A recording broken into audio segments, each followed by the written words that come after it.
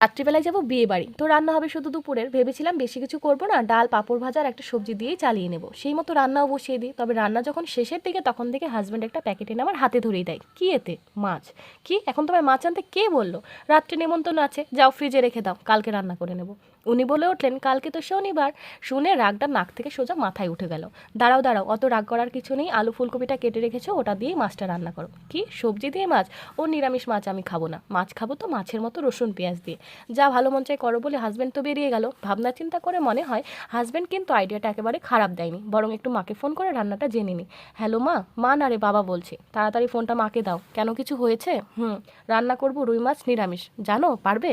না, তাহলে তাড়াতাড়ি ফোনটা মাকে দাও। মা একটু মাছের রেসিপিটা বলো তো। ফোন রাখ বলছি। উফ, এরাও দেখছি পাগল হয়ে গেছে। ফোন রাখলে রেসিপিটা কে বলবে? ফোনটা রাখা 2 মিনিটের মধ্যে থেকে হোয়াটসঅ্যাপে নোটিফিকেশন, আলু ফুলকপি দিয়ে রুই মাছের ঝোল এসেছে মায়ের নাম্বার থেকে। বাপরে, এত অ্যাডভান্স!